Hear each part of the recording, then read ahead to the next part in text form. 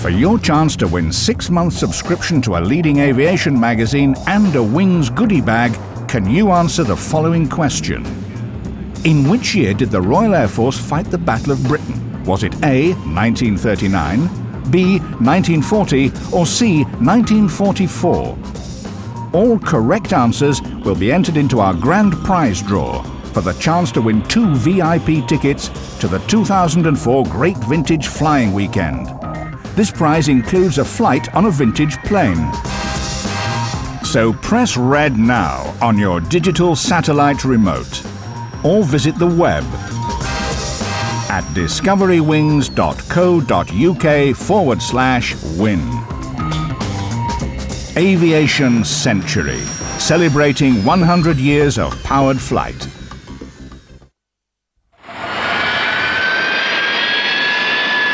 They were great in theory, but rubbish in practice. Discovery Wings looks at some of the poor cousins of aviation, the planes that never flew.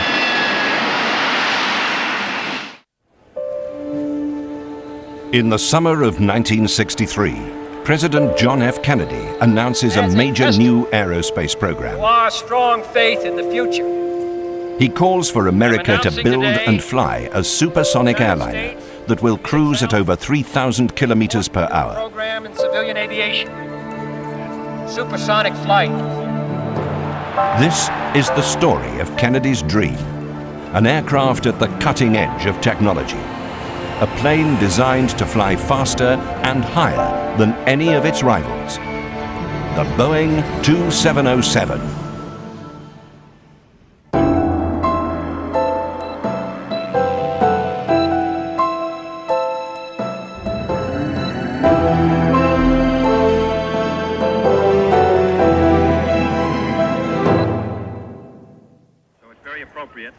One of John Kennedy's heroes was John Glenn, the first American in space.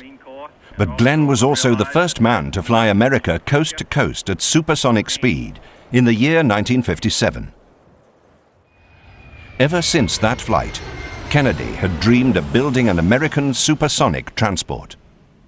Others had that same dream. The British began their supersonic aircraft program in 1943, midway through the war.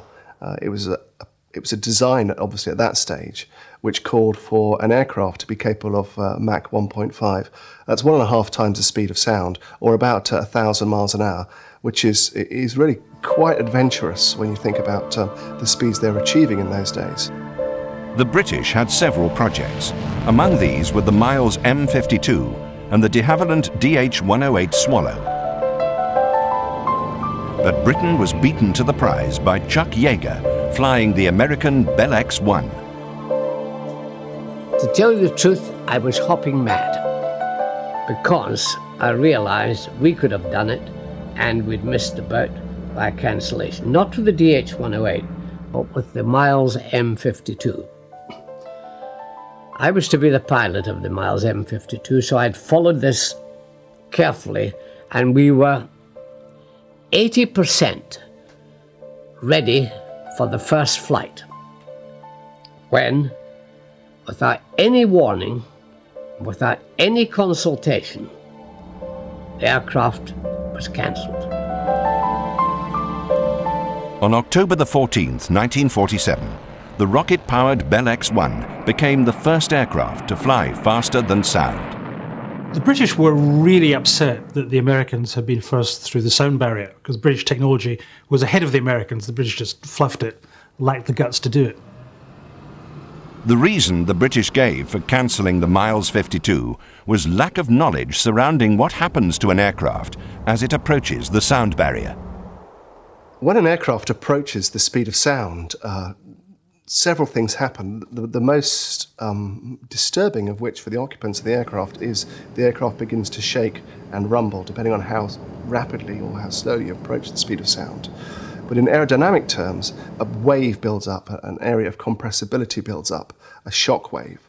And what that does is that causes increased drag and increased heating on the aircraft, such that as you approach the speed of sound, as the shock wave passes over the flying surfaces, what that does, it causes the wings to lose lift both above and below the wing. And that has a downward effect on the aircraft. So the aircraft will start to dive if you don't do anything else about it. One method of countering this was to use powered control surfaces, particularly the elevators on the tail. In subsonic flight, the air flows over the wing normally, creating lift. But in the transonic region, a shock wave builds up which creates drag. At the speed of sound, this shock wave sits on the wing, creating a downward pressure. Powered control surfaces counteract this by forcing the nose of the aircraft up. You'll first start to notice the problem of approaching the transonic area, approaching the speed of sound from about 0.9, so 9/10 of the speed of sound at sea level. And there you'll begin to experience a buffet as the shock wave begins to build up. And as you approach the speed of sound, the closer you get to the speed of sound, the greater that buffet will be, until that moment when you pop through the other side and that shock wave is then travelling behind the aircraft. You then punch through into an area of far more stable air, an area of almost quietness, if you like.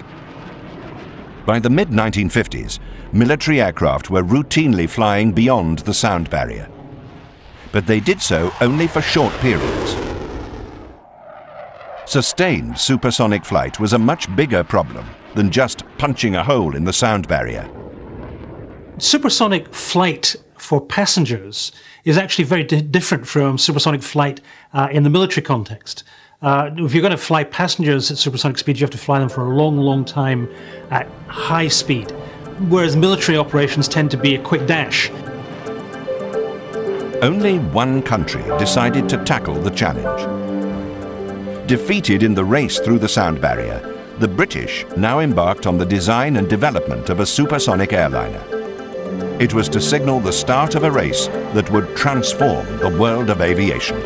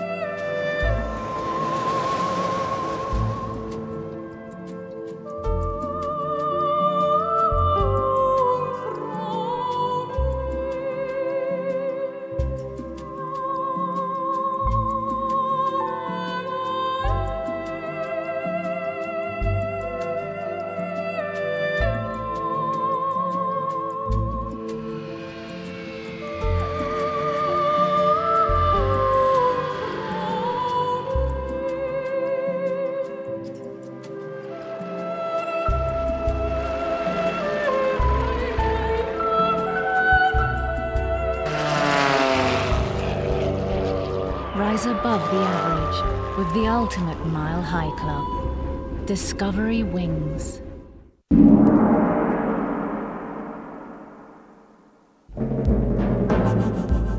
On March the 10th, 1956, the British re-entered the supersonic stakes with a vengeance when the experimental Fairy Delta II captured the world absolute speed record at 1,820 kilometers per hour.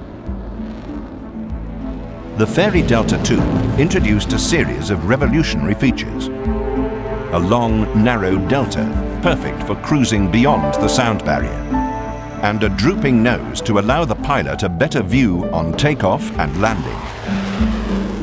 Inspired by the success of the Fairy Delta, the British established a committee to coordinate the development of a supersonic airliner. The most interesting aspect of the Fairy Delta II that we see on today's Concorde was the drooping nose.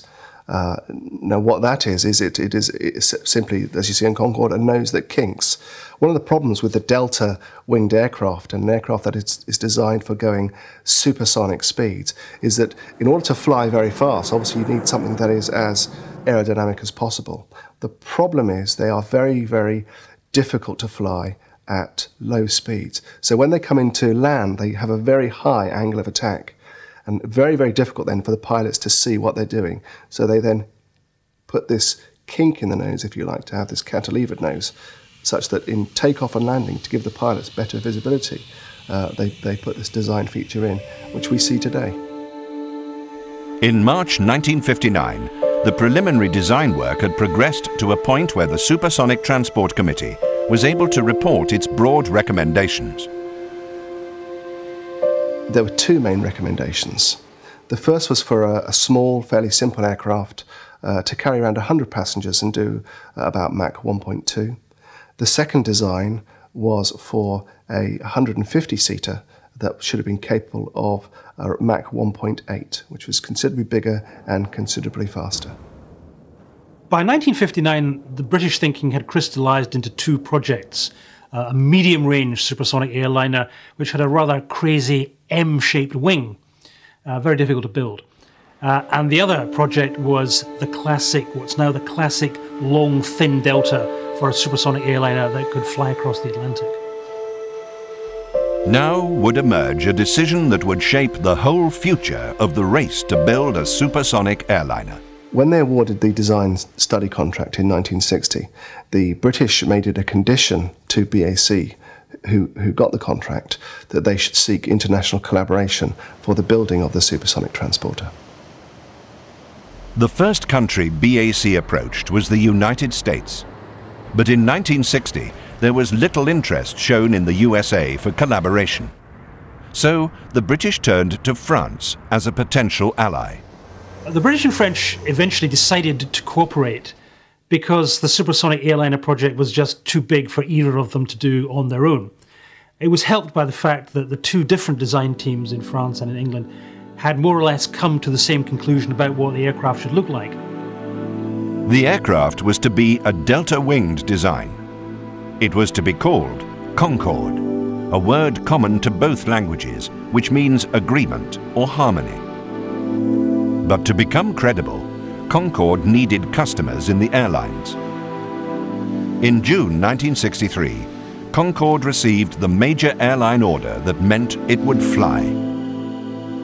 And the order came not from Europe, but from America's own leading airline, Pan Am. Well, Pan Am was such a good customer that they could go in and play one aircraft factory leader against another. And Tripp didn't mind going in threatening and saying, look, if you don't do this, I'm going to get somebody else to do it. And if I have to go to Europe, I'm going to Europe. Tripp was an overpowering figure in the industry at that time. Pan American Airways began operations on October the 28th, 1927, with the first scheduled international flight by a United States airline. A Fokker tri-motor airplane loaded with mail flew from Key West, Florida, and landed 1 hour and 10 minutes later in Havana, Cuba, a distance of 135 kilometers. Pan Am's 28-year-old founder was the legendary Juan Terry Tripp. It was Tripp's original bright idea that planes carrying mail can just as easily transport people. Putting seats in the back of each plane, he charged $100 to fly to Havana. Tripp was determined that Pan Am would always be the #1 US airline.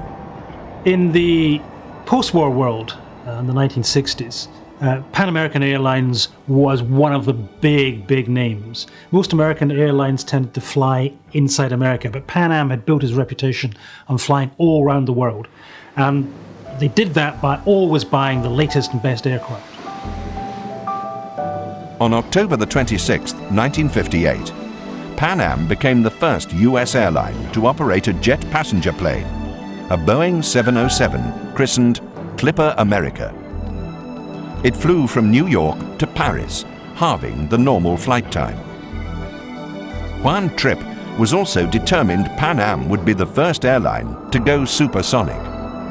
If you joined Pan Am as a pilot in the late 1950s or 1960s, the first thing they told you was, you hang in there, guys, because you are going to fly supersonic. Pan Am saw that being the first to be with the supersonic airliner as the thing that would brand the company as the place to go. But the Pan Am decision was to trigger an American response. Within days of the announcement, on June the 5th, 1963, President John F. Kennedy proclaimed his government's intention to support the American aircraft industry in developing and building a supersonic transport that American airlines, like Pan Am, could fly. When Kennedy heard that Pan American were going to buy the European Concorde, he was apoplectic. He was furious. And he phones up head of Pan Am, one Tripp, and just gives him a bawling out. And Tripp says, well, the alternative is you give me an American supersonic airliner. So from that moment on, Kennedy decides he is going to get a hold of the American aircraft companies and he's going to make them build a supersonic airliner faster and higher in performance than the European rival. And so the race began. The immediate result of Kennedy's intervention in the race to build a supersonic transporter was the appropriation of $100 million worth of funding from Congress, which in 1963 was a serious amount of money. Concorde now had an American rival. The question then became, who was going to build it? One obvious candidate was Douglas, the major builder of civil airliners, from the fabled DC-3 to the jet DC-8. But Douglas was too strapped for cash to compete. Other candidates were North American, who were already working on a big supersonic bomber, the B-70 Valkyrie, and Lockheed, which had major experience of supersonic craft, such as the secret SR-71 Blackbird. There was also Boeing, the manufacturer of the mighty B-52 bomber, and the well-established 707 airliner series. Of all the American aircraft companies, paradoxically, Boeing was the one that had the most trouble in getting into the supersonic airline business. Boeing hadn't actually delivered a supersonic aircraft to anybody. Today, Boeing is the world's largest aerospace company. The company employs close to 200,000 people and serves customers in 145 countries. It generates an annual revenue of nearly $60 billion. But Boeing had humble beginnings. Its founder was William Boeing, the son of a wealthy lumberman. In 1903, Boeing dropped out of Yale University and headed for Washington State to make his fortune in the timber industry. In 1910, William Boeing went to Los Angeles for the first American Air Meet. He tried to get a ride in one of the airplanes, but not one of the dozen pilots participating in the event would oblige. Boeing came back to Seattle, determined to build and fly his own planes. Bill Boeing was, some people think he was an inventor, but Bill Boeing was an innovator of the highest order. I think he has very few patents, perhaps if any, but he would look at a product and he could see where he could make it better. On July the 15th, 1916, Boeing incorporated his airplane manufacturing business in Seattle, in an old boatyard. He hired boat builders whose skills in carpentry were ideal for the new aviation industry. The early Boeing company prospered, building seaplanes for the US Navy, then pursuit planes for the Army. But it was World War II that brought Boeing to the peak of success. The war was starting in Europe, and Wright Field put out an order for bids. At this time, most of the airplanes were two-engine. We were still two-engine. Douglas was doing a two-engine bomber, and another company was doing a two-engine bomber. And Boeing went in to Wright Field and said, would this procurement cover a four-engine bomber? And everybody just went berserk because nobody ever conceived of a four-engine bomber. This was the XB-15, a four-engine aircraft with a wingspan of 45 meters. It was so big, you could tunnel out through the wing, and you could come into the nacelle, and you could make repairs in flight. A smaller version of this giant would become famous, the B-17 Flying Fortress that would fill the skies during World War II. I think they ordered 13 or 14 what they call test airplanes, and that led to the Flying Fortress. I don't remember exactly how many were built, but it was around 13,000. And that airplane then went through the A series, B series, C series, all the way to H, as I recall. I'd say the story of the B-17 was it was such a versatile airplane, was able to keep carrying more bombs, more turrets. As American men went to war, women built airplanes. Thousands of women took up the slack in the workforce and helped boost production at Boeing from 60 planes per month in 1942 to an astounding 362 planes per month by March 1944. The B-17 was followed in 1942 by the B-29 Super Fortress. In Wichita, farmhands, housewives and shopkeepers built B-29s on 10-hour shifts, day and night, during what later became known as the Battle of Kansas. World War II transformed the fortunes of the Boeing company. Before that, it was a serious manufacturer, but planes were built in small numbers. World War II meant Boeing was producing vast numbers of giant bombers on huge assembly lines. After World War II came the B-47, America's first jet bomber. And on April the 15th, 1952, Boeing test pilot Tex Johnston made the first flight with the B-52, which was to dominate the skies for the next 50 years. Then, Boeing took a gamble. In the 1950s, Boeing was doing quite well in military contracts for the B-47 and the B-52 bombers. But no aircraft company, can afford not to look ahead because it takes a long while to develop aircraft. And so they took a bold decision. They decided, well, let's take some of the profits from the bombers, some of that technology, and see if we could mix that into an aircraft that passengers would want to use, that the airlines would want to buy.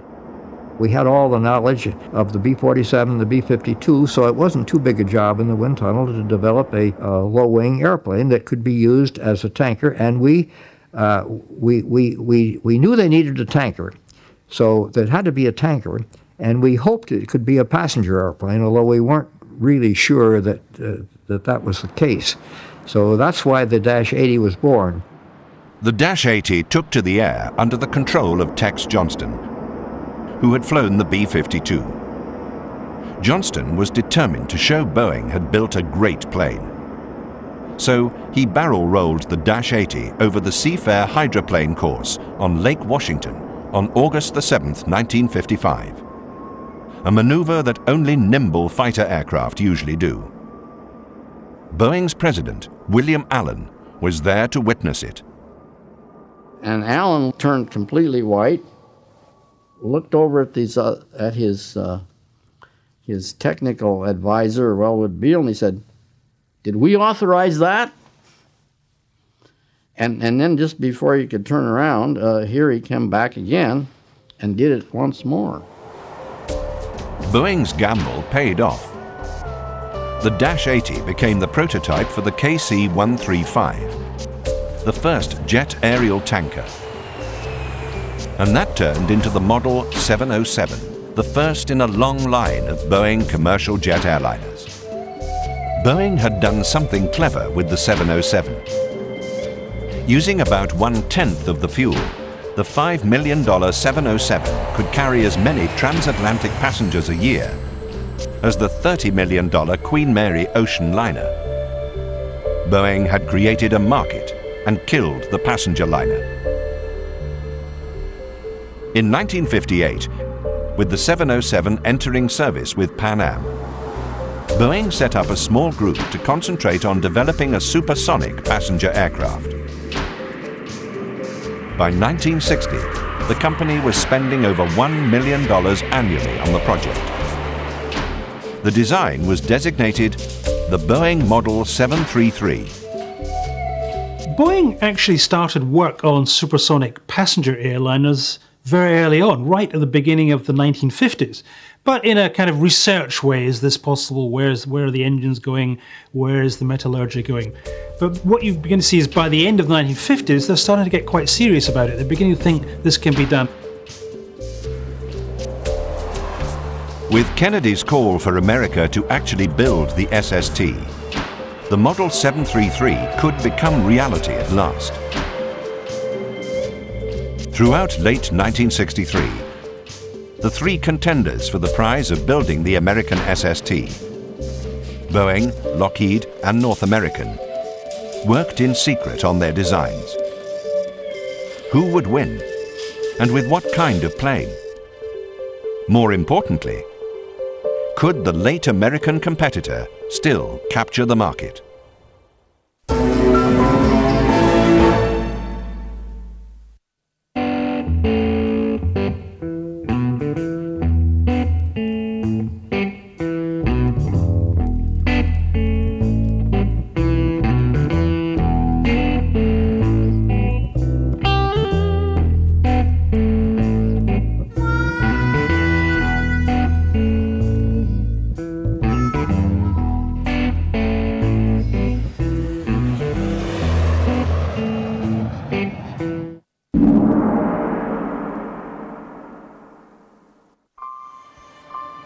In late 1963, metal for the first Concorde was already being cut.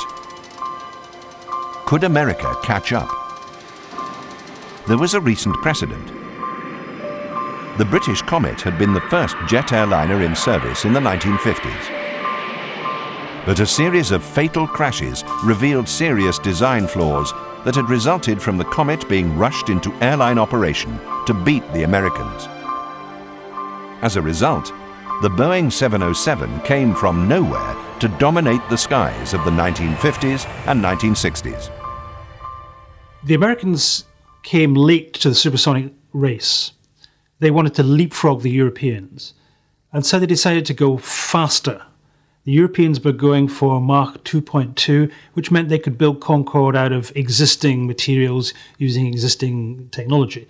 The Americans decided to go way up to Mach 3 through the so-called heat barrier, which meant that because of the stresses on the plane at those speeds and the heat that would build up on the fuselage, they had to use new materials. So the Americans were going for a technological breakthrough to try and get ahead of the Europeans and bury the competition.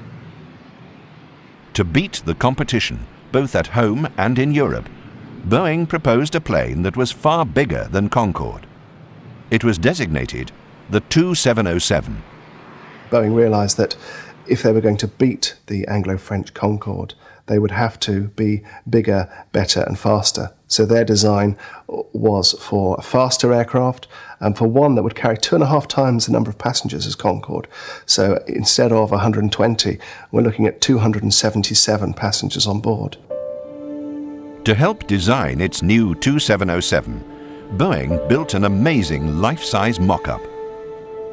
The aircraft was 93 meters long, a third bigger than Concorde.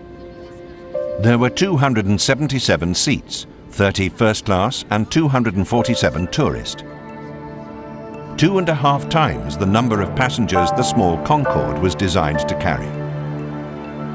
The seating layout in the 2707 was revolutionary. Till then, seating in planes was 2 cramped seats on either side of a single aisle, which made planes seem very claustrophobic.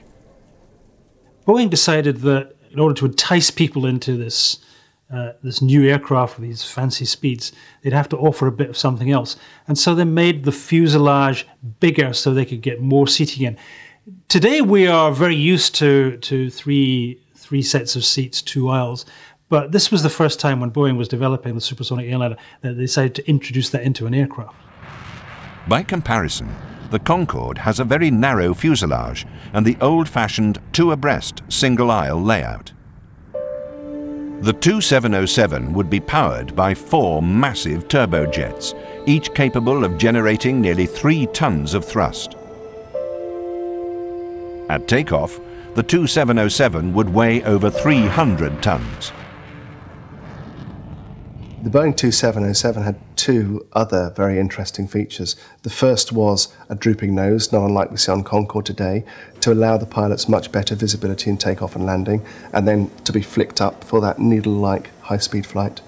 The second design feature was also to do with the differences between low speeds for approach and landing and high speeds in supersonic, and that was the swing wing. The wing was able to pivot for those slow speed areas, making it easier and safer to fly when taking off and landing. But then when it was up above the Atlantic or Pacific or wherever it was going to go and approaching its speeds of Mach 2, you could sweep the wings back and get a very similar effect to the Delta. The wings on the mock-up of the Boeing 2707 could be moved manually from fully aft with a 72-degree sweep to fully extended with a 30-degree sweep. The Boeing supersonic airliner was really pushing the boundaries of aviation technology. They were going to go faster, they were going to go faster for longer, which meant new materials, new kinds of engines, new kinds of avionics. It was a risk. One group who thought that were the Lockheed Company, who were busy with their rival SST, the Lockheed L2000. The Lockheed design for a supersonic airliner was simple, elegant, beautiful.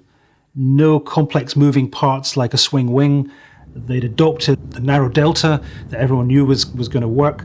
It was within the boundaries of what was possible. They were minimizing the risks, and that's why it was a serious competitor. As the time for submitting final design entries drew closer, Boeing was still plotting to outdo the competition. As the design process went on, it became obvious that the Boeing entry was going to be terribly complex, terribly expensive. That made the airlines who were going to have to buy and use the thing frightened. So Boeing started adding on more and more passengers in the hope that it could make a profit that would make up for the escalating costs of the aircraft in the first place. Size does help you a little bit on efficiency, at least it has on the other airplanes, and so obviously you can go overboard and be too fast, but too big. But I think that we felt the Concorde was too small to be a successful system. It was the last day of 1966 when the final design winner was announced. It was the revolutionary Boeing design. I think it was a very tough competition. The reason we won the configuration was not necessarily that the airlines liked our configuration any better. My personal opinion is that I think that they felt that they would rather have Boeing build their commercial airplane than the other two manufacturers, because we were in the process of building commercial airplanes at that time and been working with the airlines, and my personal opinion is that we were picked as a company, not as a design. It was a surprise that Boeing won because they had so little experience in building working supersonic aircraft. I mean, they were famous for the B-52 bomber, which is subsonic. Everyone else, I mean, Convair, Lockheed had built large and fairly successful supersonic aircraft. So this was the new guy on the block suddenly being given the job, and everyone thought, can they do it? Boeing predicted that if design and construction of prototypes began early in 1967, the first flight could be made in early 1970. The first aircraft could then be ready for airline service in mid-1974. They were talking nonsense. They had no idea of the problems they were about to face. The main problem in designing the Boeing supersonic airliner can be summed up in one word: the weight. This thing just got fat. It got heavier and heavier. It wasn't going to make money. They had to then strip out weight, and in the end, the biggest weight penalty was going to be the mechanism to make the wings swing. As we got beyond the preliminary design stage to build it, the weight got too heavy. The empty weight got too heavy. That was the main problem. The weight just got out of hand, and we couldn't meet the weight statement that we'd estimated for the configuration at the start. The project slammed to a halt for a year as Boeing considered alternatives. In October 1968, Boeing emerged with what was virtually a complete redesign. there was only one way to solve the weight penalty problem. That was to take the swing wing out. Boeing's swing wing disappeared mostly because of the extra weight. That huge hinge in there was very, very heavy. The 2707 was also reduced in size. Seating was reduced to 234 passengers, though that was still bigger than Concorde. And now, a new problem appeared to haunt the project and eventually kill it: the sonic boom. We knew it existed, but frankly, I didn't think it was that bad. The sonic boom that the airplanes we were talking about was like thunder and lightning, where the thunder hits about 2 miles away. And I guess I just didn't figure it was that bad. In order to explore the effects of the sonic boom on, for example, urban areas, the American Air Force conducted an experiment in 1964, which is something I don't think we would ever contemplate doing today. And what they wanted to do was see what effect it had on an urban area. So they they flew supersonic bombers over Oklahoma City with sonic booms or waves of shocked air passing all the time. The result was that in a very short period of time, they had around 8,000 very vocal complaints and around 5,000 complaints for claims for damages. In 1967, immediately after Boeing had been selected to build the 2707, Dr. William Shercliffe, a scientist at Harvard University, organized the Citizens League against the sonic boom. Well, actually there were so many technical and economic hurdles that had to be addressed for an airplane like this, not the least of which was the sound. Reaching the sound barrier always created a shock wave over populated areas. Well, that era was a miserable era for me, because here I was, an engineer trying to do things, and you had these idiots back there it was a political situation, and he just jumped on it. This guy Shercliffe, I never met him. I don't know what his problem was. I know the British were taken by surprise on it. They were completely amazed at the problems we were getting.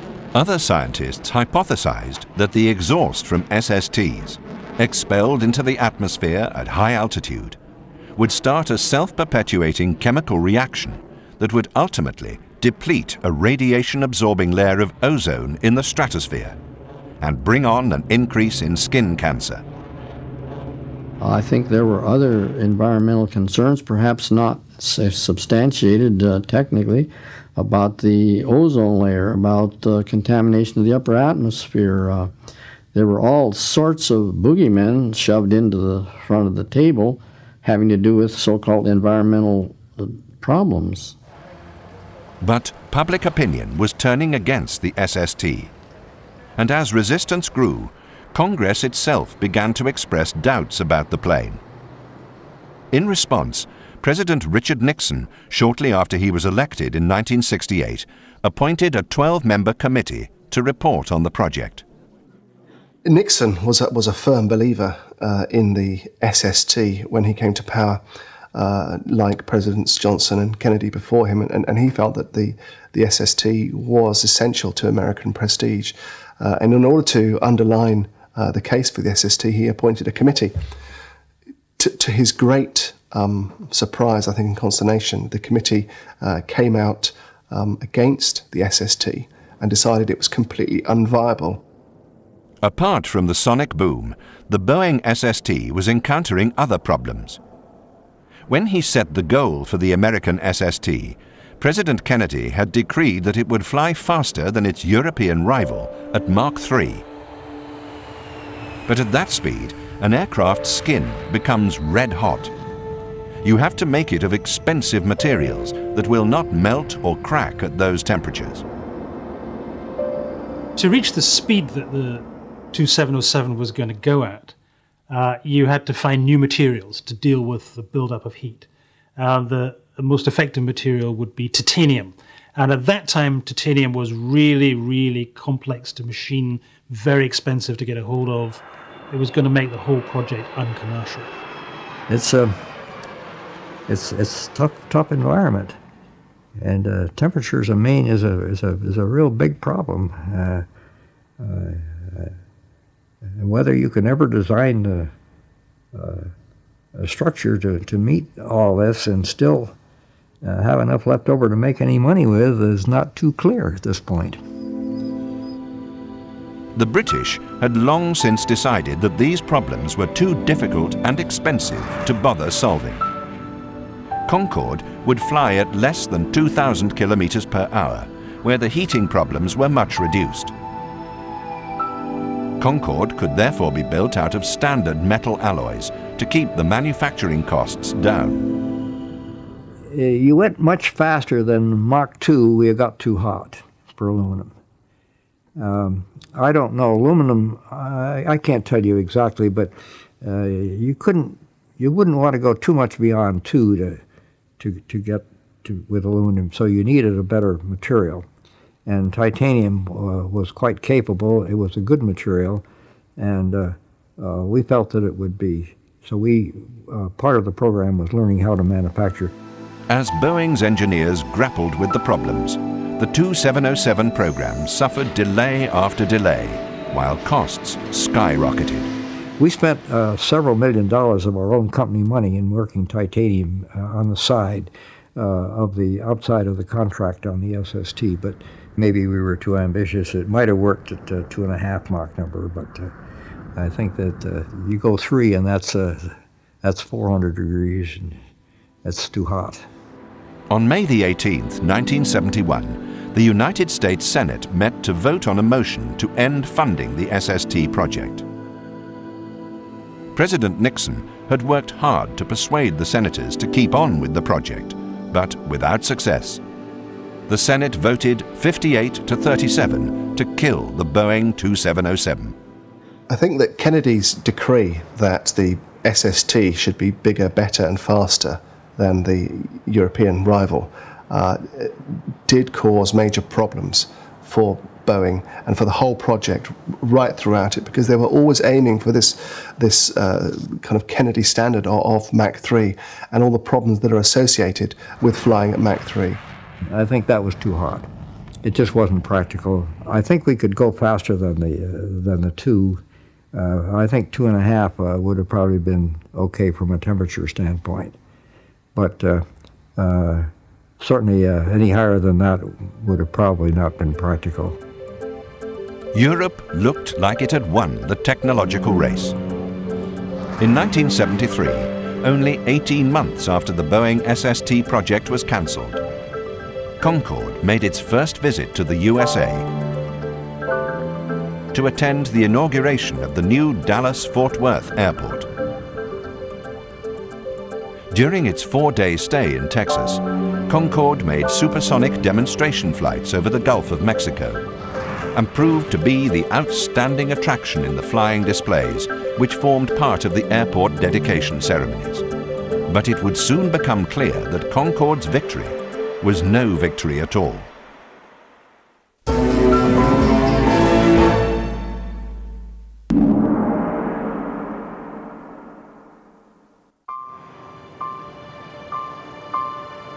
The problems that beset the Boeing 2707 and eventually killed it also affected Concorde, particularly the sonic boom.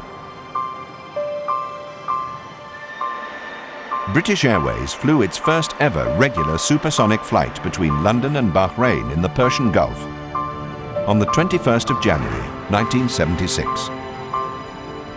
Unfortunately, the route was mainly overland, forcing Concorde to fly at subsonic speeds on large portions of the flight.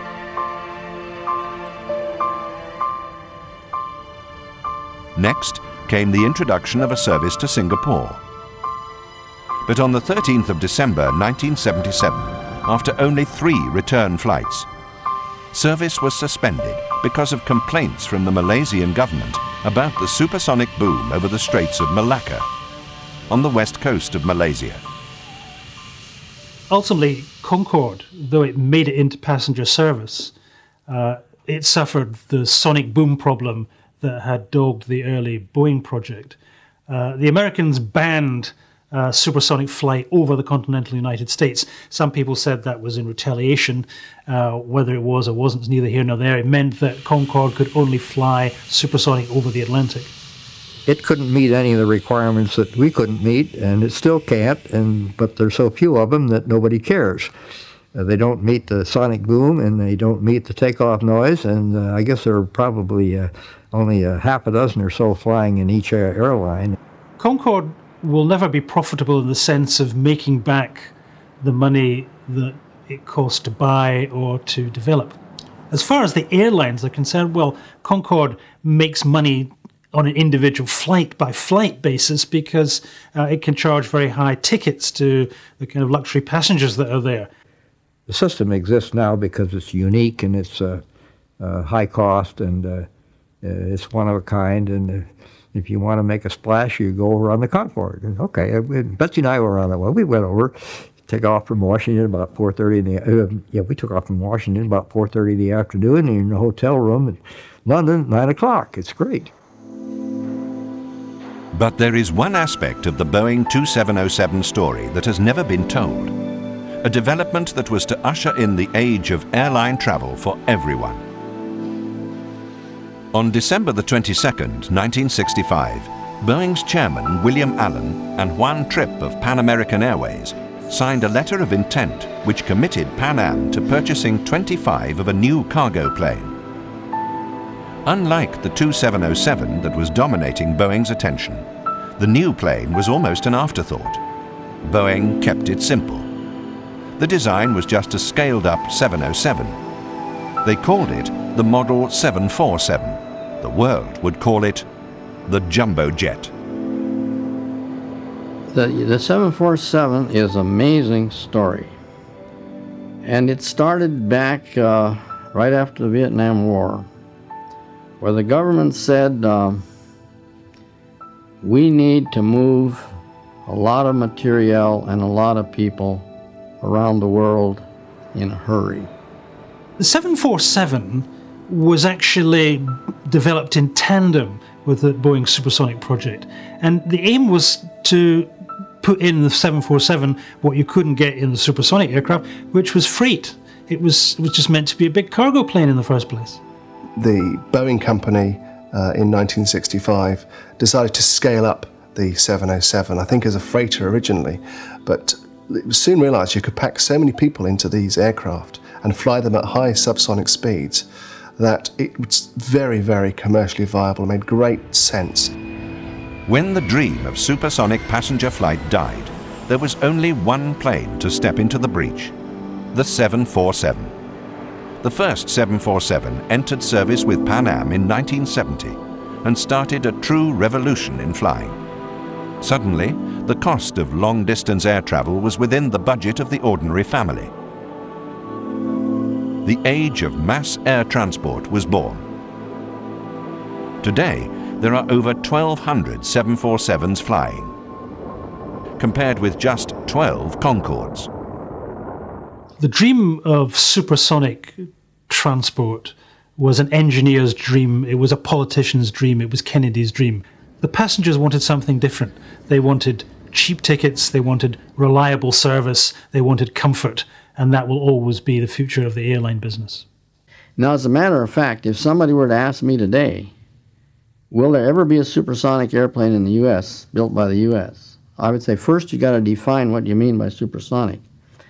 There may very well be a more advanced Mach 2 airplane, larger, more economical, and so forth than the Concorde. They may very well be, I don't know that. But we are still today not ready in materials to go to Mach 3. We just don't have the wherewithal to do it. But the dream lives on. Even today, Boeing are still working on designs to push the frontiers of speed for passenger aircraft. The Lockheed SR-71 Blackbird flies routinely at Mach 3. It is made of titanium, but metallurgy and materials technology are advancing all the time. Will the 21st century see the dream come true, when passenger aircraft fly alongside the Blackbird? This is the challenge and the true legacy of the Boeing 2707, one of the planes that never flew.